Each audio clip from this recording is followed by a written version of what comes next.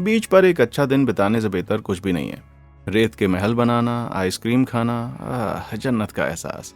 लेकिन कभी कभी लोगों को यहाँ नमकीन पानी में कुछ ज्यादा ही मिल जाता है। जी हाँ, घातक जानवरों के साथ मुठभेड़ होने से लेकर अजीब रहस्यमय घटनाओं तक। यहाँ बीच पर हुई कुछ ऐसी घटनाएं हैं जो अगर कैप्चर नहीं की गई होती तो कोई भी विश्वास नहीं करता।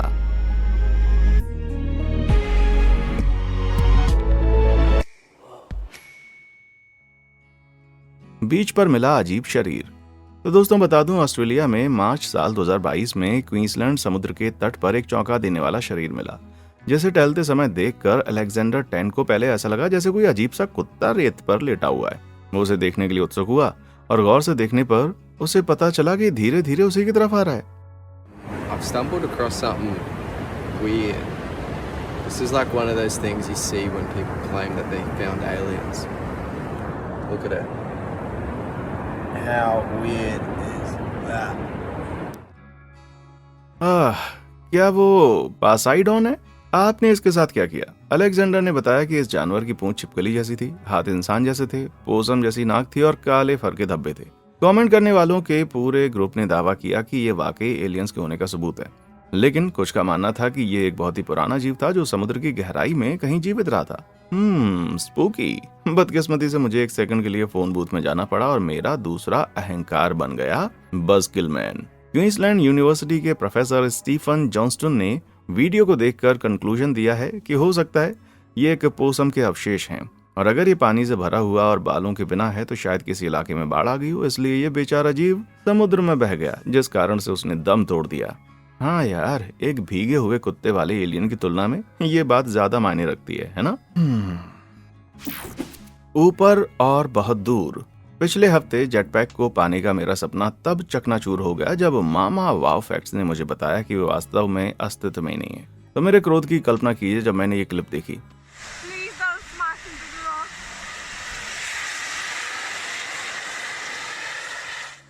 इस वीडियो के बाद मुझे अपनी माँ को फोन करना होगा। हाँ, ये वाकई असली जेटपैक है, और ये जो आदमी मौज मस्ती कर रहा है ना, वो ब्रिटिश इन्वेंटर रिचर्ड ब्राउनिंग है। आप देख सकते हैं कि कैसे उसने अपने डेडलस फ्लाइट सूट का इस्तेमाल करके डोरसेट के हिस्टोरिक डर्डल डोर रॉक फॉर्मेशन के चारों ओर चक्कर लगाया, जो यूके में है। बता दूं, ब्राउनिंग द्वारा इन्वेंट किया गया ये सूट जेट और एक पावर पैक का इस्तेमाल करके इसके यूजर को 85 मील प्रति घंटे की रफ्तार से हवा में ले जाता है। ये अब तक की सबसे अच्छी चीजों में से एक है ना?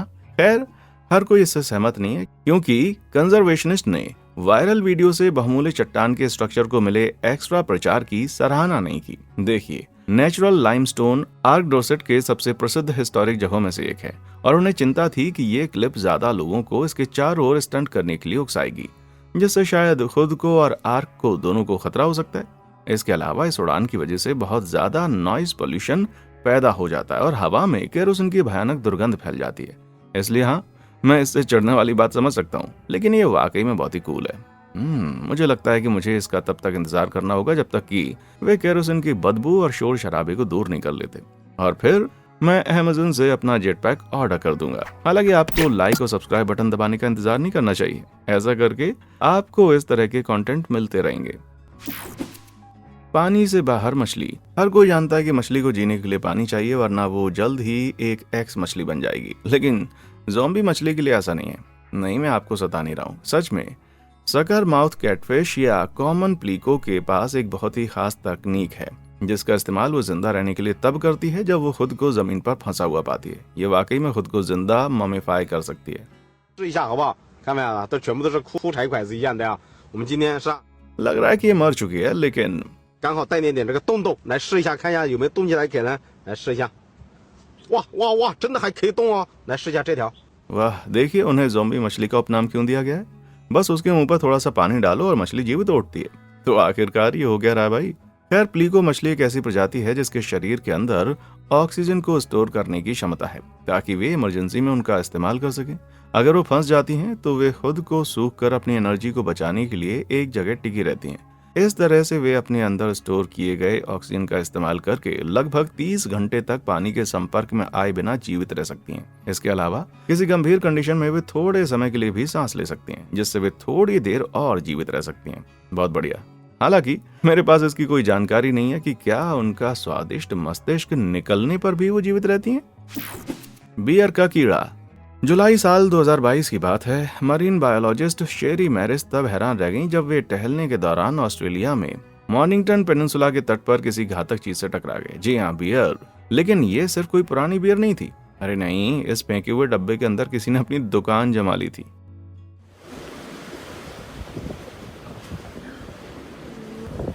How they can squeeze. How she's squeezing.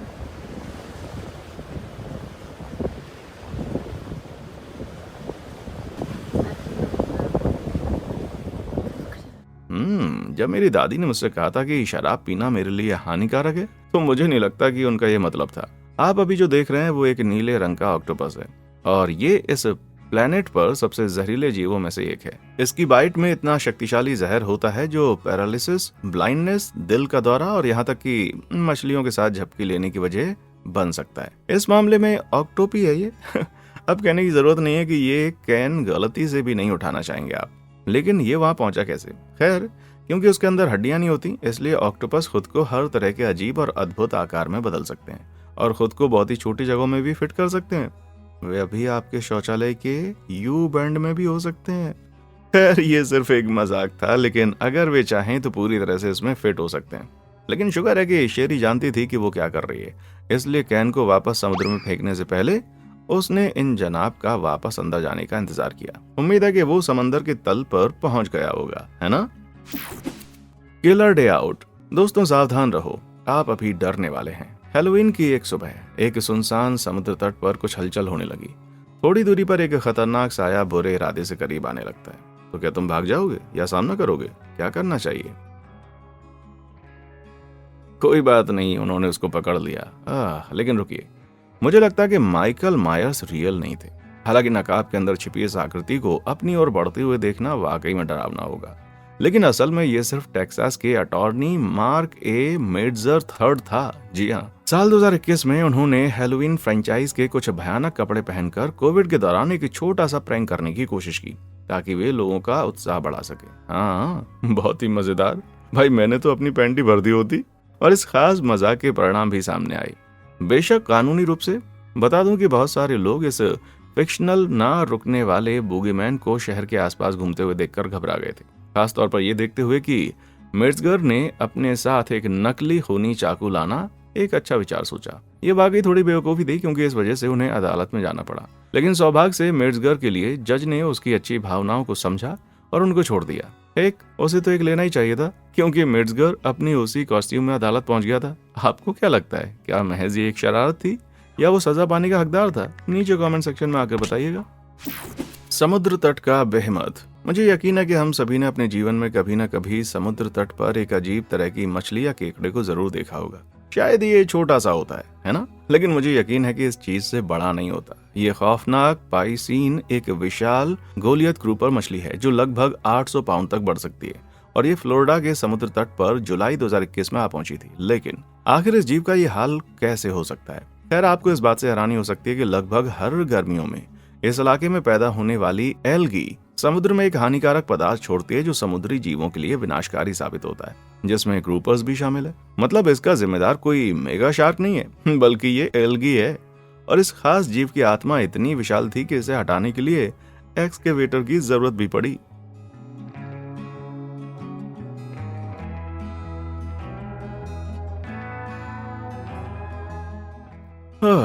उस साल फ्लोरिडा के तटों पर 600 टन से ज्यादा मरी हुई मछलियां बाहर बहकर आ गई थीं। लेकिन मुझे लगता है कि शायद ये जनाब अकेले उन मछलियों का आधा हिस्सा था।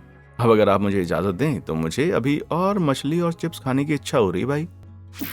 लूमोस। मैं जादू में कभी विश्वास नहीं करता था। फिर मैंने इस क्लिप को देखा जो जार्विस बे, न्यू साउथ वेल्स की रेत पर 2020 में कैप्चर की गई और फिर सब कुछ बदल गया। It's lighting up your legs. खैर, मानो ना मानो ये जादू नहीं है, लेकिन ये वाकई में जादू जैसा लगता है ना? बता दूं कि ये हजारों की तादाद में बायोल्यूमिनेसेंट एल्गी की चमक है।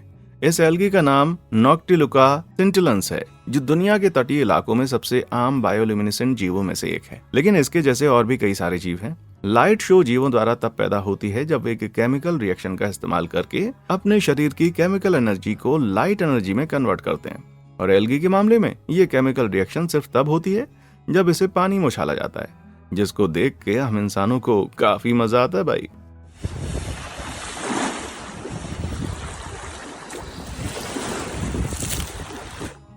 हालांकि ये देखते हुए कि बायोल्यूमिनेसेंस का इस्तेमाल या तो शिकार को आकर्षित करने या शिकारियों को दूर भगाने के लिए किया जाता है, मुझे नहीं लगता कि इसका यहाँ उस तरह का कोई मकसद है। मुझे लगता है कि एल्गी का तूफान आने वाला है और वो हमें भटकाकर हमले करने का सही समय का इंतजार कर रहे हैं। चौंका देने वाली सनफिश। समुद्री सनफिश या मोला एक बहुत ही अजीब जानवर है। एक बच्चे के रूप में शुरुआत करना जो आपकी हथेली में समा सकती है, वो बढ़ते बढ़ते एक विशाल आकार की हो जाती है, लेकिन फिर भी ये कितनी बड़ी हो सकती है। खैर, एक नजर इस पर डालें।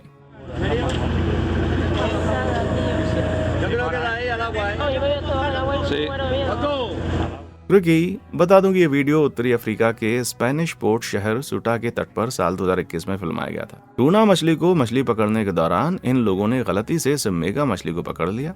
और अब अगर आपको लगता है कि वो पहले वाला गोलियत ग्रुपर इससे बड़ा है, तो बता दूं कि इस पंख वाले मोटे जीव का वजन लगभग 4000 पाउंड है। ये 2009 की फोर्ड टॉरस से भी भारी है। हे भगवान। हालांकि ये तो सिर्फ एक अनुमान है, क्योंकि गोलियत शायद तराजू ही तोड़ सकती है अगर रिसर्चर सावधान नहीं रहे, इसलिए उन्हें बस अनुमान लगाने के लिए मजबूर होना पड़ा। हालांकि हम स्पष्ट रूप से इतना जरूर जानते हैं कि इसकी लंबाई 10.5 फीट थी। रिसर्चर्स उस विशाल जीव पर इसलिए मोहित हो गए थे क्योंकि वो उस प्रजाति का अब तक का देखा गया सबसे विशाल था। दरअसल आमतौर पर समुद्री सनफिश आमतौर पर सिर्फ 6 फीट लंबी और 2000 पाउंड तक भारी होती है। ये फिर भी काफी ज्यादा है ना? लेकिन हमारी पाइसाइन लगभग इससे दोगुनी थी, इसलिए उसकी जांच की गई और बहुत सारी तस्वीरें खींची गई। साथ ही इसके डीएनए का एक सैंपल भी लिया गया, जिसके बाद उसे गहरे पानी में वापस भेज दिया गया जहां से वो आई थी। हालांकि मुझे लगता है कि इस तरह की घटना के बाद उसे थोड़ी शर्मिंदगी महसूस हुई होगी और वो तब से अपना वजन कम करने की कोशिश कर रही है। उसके लिए तो भाई शुभकामनाएं। डरावनी आकृतियां। क्या आपने कभी वो सपना देखा है जिसमें एक छायादार आकृति आपके कमरे के कोने में होती है? क्या सिर्फ मैंने देखा है? खैर, जब मुझे ये भयानक वीडियो मिला जिसने मेरे स्लीप पैरालिसिस दानव को कैप्चर किया, तो मुझे ज्यादा खुशी नहीं हुई। लेकिन कुछ ही वक्त के बाद मेरी नजर एक और फुटेज पर पड़ी, लेकिन इस बार मैं वाकई घबरा गया। ये छाया इंसान जैसी लगती है, लेकिन वे एक जगह पर स्थिर है।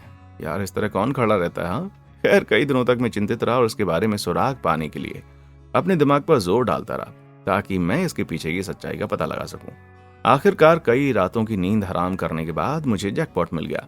ये डरावनी छाया कोई जीव नहीं है, वे असल में इंग्लैंड के क्रॉसबी बीच के लिवरपूल में बस लोहे की कुछ मूर्तियां हैं और इस तरह की भयानक मूर्तियों की संख्या 100 तक है और हर एक में कुछ कलाकृति भी शामिल है जो ब्रिटिश मूर्तिकार सर एंटनी गोरमले द्वारा बनाई गई है, जिसे एन अनदर प्लेस भी कहा जाता है। यहाँ की हर एक प्रतिमा गोरमली की खुद के शरीर से बनाई गई थी, जिसकी कुल लंबाई थी 6 फुट 2 इंच और इस तरह से रखी गई थी कि ऊंची लहरों के दौरान वो समुद्र में डूब जाए। वाह, लेकिन फिर भी ये थोड़ा डरावना जरूर है। मैं झूठ नहीं बोल रहा भाई। आर्ट को पसंद करने वालों ने नेचुरली इसको पसंद किया, लेकिन आसपास के लोगों की कुछ चिंताएं थीं। कुछ लोग इस बात से चिंतित थे कि ये मूर्तियां वाटर स्पोर्ट में भाग लेने वालों के लिए खतरा थीं। कुछ को डर था कि टूरिस्ट की बढ़ती हुई हलचल लोकल पक्षियों की आबादी को इफेक्ट करेगी, जिससे उनके खाने वाले इलाके भी शामिल होंगे। लेकिन इसके बावजूद लोकल काउंसिल ने मूर्तियों को रखने की अनुमति दे दी और वह आज के दिन तक उसी क्रॉसबी बीच पर खड़ी हैं। बस आप उन्हें रात में जाकर ना देखें, शायद जरूरत पड़ जाए। चेतावनी की आवाज। जब आप समुद्र तट पर एक अच्छा दिन बिता रहे हो तो ये भूलना आसान हो सकता है कि वहाँ जंगली जानवर रहते हैं। मतलब ज्यादातर समय वे बस आपसे बचते रहेंगे, लेकिन कभी कभी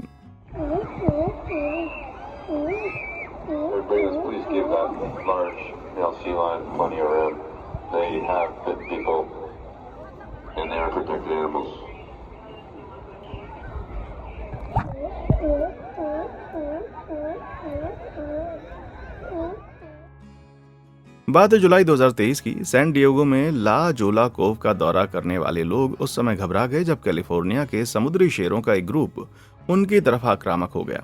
वे एक किस्म के टेरिटोरियल जीव हैं जिन्होंने इस खाड़ी को अपना घर बना लिया था और शायद टूरिस्ट ने उस दिन उनको नाराज कर दिया होगा।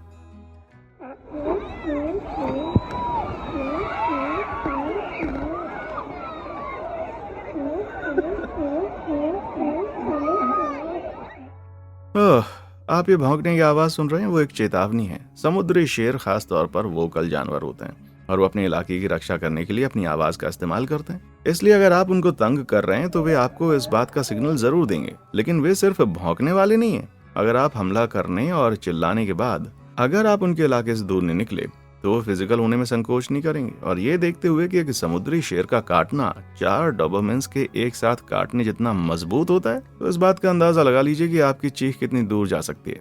हालांकि सौभाग्य से इस शोर शराबे के बावजूद इस बार किसी को चोट नहीं आई, लेकिन मेरी एक सलाह है कि अगर आप कहीं पर आराम कर रहे हो और आपको समुद्री शेर दिखाई दे तो फिर थोड़ी दूरी बनाए रखें और उसे परेशान ना करें। बर्फ का टूटना। ये अगली क्लिप कनाडा के नियाग्रा नदी के पास की है और हालांकि ये पूरी तरह से समुद्र तट नहीं है, लेकिन ये इतना अच्छा है कि मैं इसे आप लोगों को दिखाने के लिए बहुत ही उत्सुक हूँ। बता दूं कि फरवरी 2019 में यहाँ इतनी ठंड पड़ी कि नदी का बड़ा हिस्सा जम गया, जिससे पानी की सतह पर मोटी बर्फ की एक चादर बन गई, जिसके बाद इस इलाके में कुछ तेज हवाएं उठने लगीं।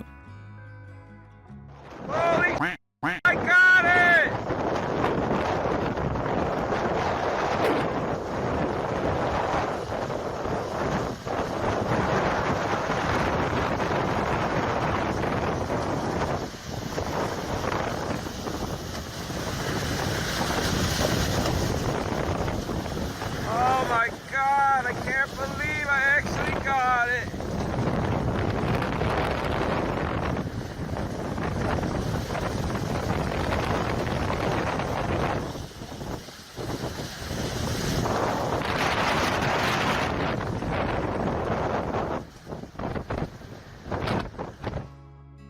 ओ भाई साहब, ये वाकई में बड़ा भयानक था। यह हवा इतनी तेज थी कि इसने बर्फ की विशाल चादरों को रिटेनिंग दीवार में धकेल दिया, जिससे वो ऊपर से फिसल गई और सड़क पर बुरी तरह से दुर्घटनाग्रस्त हो गई। शुक्र है कि वहां पर कोई खड़ा नहीं था। इस तरह की घटनाएं कनाडा जैसी ठंडी जगहों में असामान्य नहीं है, लेकिन इस नजारे को कैमरा में कैद करना वाकई है भाई। ईमानदारी से कहें तो कैमरामैन काबिले तारीफ है। इस आदमी का उत्साह वाकई में बहुत ही इन्फेक्टियस है भाई।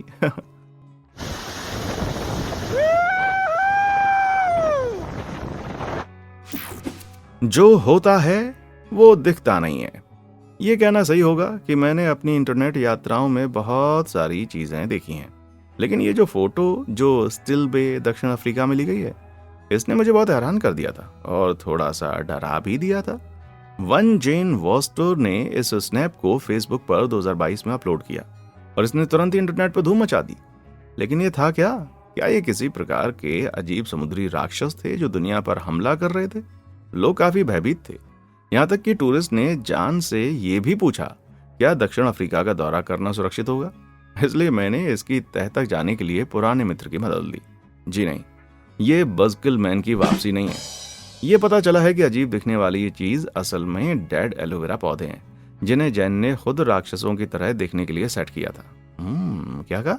हाँ, वो एनवायरमेंटलिज्म का संदेश फैलाना चाहते थे।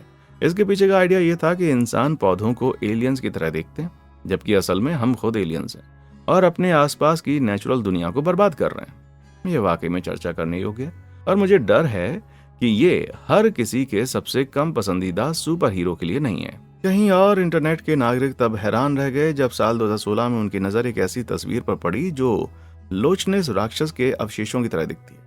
हाँ, कहा जाता है कि नेस्सी खुद टाइट्यूलर झील के तट पर बहकर आ गई थी, लेकिन इस बात पर बहस छिड़ गई। कुछ लोगों का कहना था कि असल में कोई अनजान क्रिप्टिड था, लेकिन बाकी लोग इस पर भरोसा नहीं करते थे। लेकिन सच क्या है तो बता दें कि ये असल में एक टीवी शो के लिए महज एक प्रॉप था।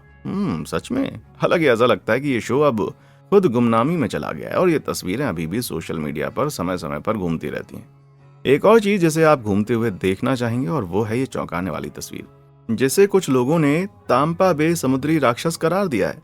बात है साल 2009 की, जब ये तस्वीर पहली बार इंटरनेट पर आई तो इसने तहलका मचा दिया और आज भी आप इसे कहीं ना कहीं देखते होंगे। सच ये है कि ये एक चौंकाने वाली तस्वीर है, लेकिन जैसा कि आपने अनुमान लगाया होगा, ये भी एक नकली तस्वीर है। बता दूं, ये शव असल में जुआन कबाना की एक कृति है, जो जानवरों के अवशेषों से अजीब किस्म के जल परियां जैसा मॉडल बनाता है।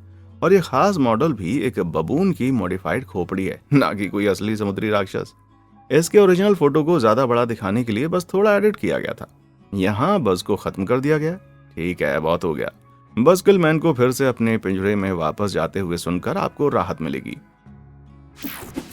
मेगा शार्क बनाम क्रोकोसॉरस, ये दोनों विशाल राक्षस हैं और दोनों के दांत मेरे YouTube सब्सक्राइबर से ज्यादा हैं। हो सकता है, शायद नहीं, लेकिन मुद्दा यह है कि इस महायुद्ध में जीतेगा कौन। खैर बता दूं कि फरवरी 2021 में यवोन पामर और उनके पति टोनी को इसका उत्तर मिल गया था। ये दोनों मियाँ बीवी रविवार की सुबह का आनंद लेते हुए उत्तरी क्वींसलैंड के एक समुद्री तट पर इत्मीनान से मछली पकड़ रहे थे और तभी बाप रे, उन्हें कुछ छोटी शार्क्स दिखाई दी। हालांकि जैसे ही वो फंसे हुए इन जीवों को वापस पानी में धकेलने के लिए आगे बढ़े, उन्हें एहसास हुआ कि उन पर नजर रखी जा रही है। वहां समुद्र की लहरों के बीच एक विशाल खारे पानी का मगरमच्छ था और फिर लड़ाई शुरू हो गई।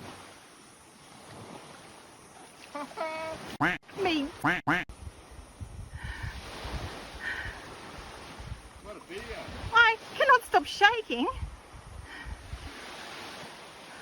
Welcome to Cardwell, North Queensland.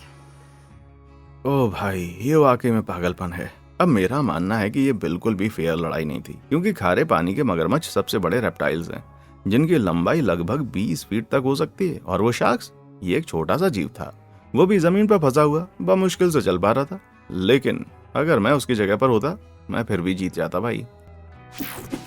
एक भयानक जाल। बॉन्डाई बीच, साल 2022 में एक शाम जैसे ही सूरज डूबा तो बायोहैजर्ड सूट पहने लोगों का एक ग्रुप रेत पर इकट्ठा हो गया।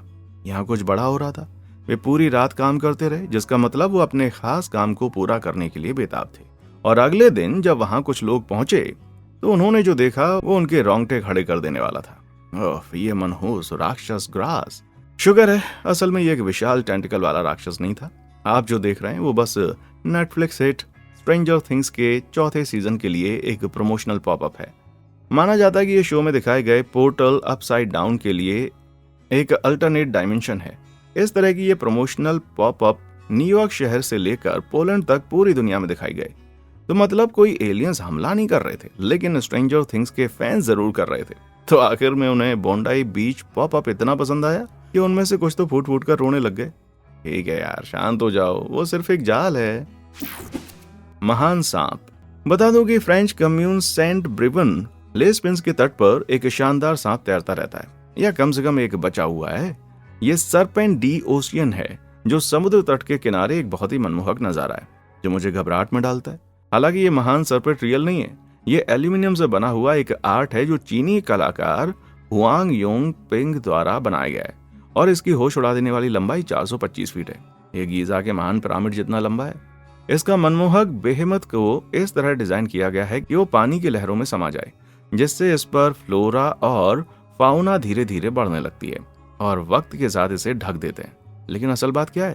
खैर, ऐसा लगता है कि हुआंग जीवन और नेचर के साइकिल पर एक स्टेटमेंट देने की कोशिश कर रहे थे। सांप एक कंकाल के रूप में शुरू होता है जो मृत्यु को रिप्रेजेंट करता है, लेकिन धीरे धीरे ये नेचुरल लाइफ से ढक जाता है और रिवर्स लाइफ टाइम को दिखाने लगता है। हालांकि मुझे ये समझ में तो नहीं आया, लेकिन ये लग अच्छा रहा है ना। समुद्री दानव। बात है सितंबर 2023 के एक दिन की, जब पनामा के निवासी ब्रेंडा गोंजालेज समुद्र तट पर आराम से टहल रही थी। तभी अचानक चीजें खराब हो गईं, क्योंकि समंदर के तट पर उससे कुछ ही दूरी पर कुछ अजीब सा था।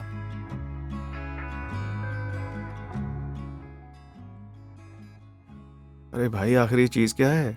तो अपना सामान्य सा काम करने और इस मुठभेड़ को टिकटॉक पर अपलोड करने के बाद कमेंट करने वालों ने तुरंत अपने सिद्धांत दिए।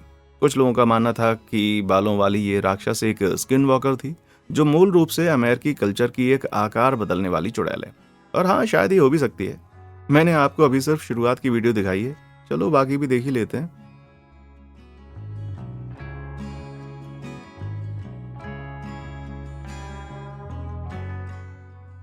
ये स्किन वॉकर नहीं है, ये सिर्फ एक बड़ा मजाक था। ब्रेंडा ने असल में अपने कुत्ते लोलिता को खेलते हुए रिकॉर्ड कर लिया था।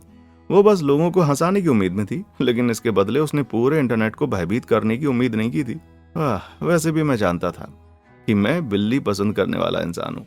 खैर, इन घटनाओं के बाद अब मैं ध्यान रखूंगा कि अगली बार जब मैं समुद्र तट पर जाऊं तो मेरा कैमरा तैयार रहे। तो इनमें से किस भयानक क्लिप ने आपका दिमाग सबसे ज्यादा हिला दिया, मुझे नीचे कमेंट सेक्शन में आकर बताएं। और हाँ, अब मैं मिलूंगा आपको अगली वीडियो में। देखने के लिए शुक्रिया।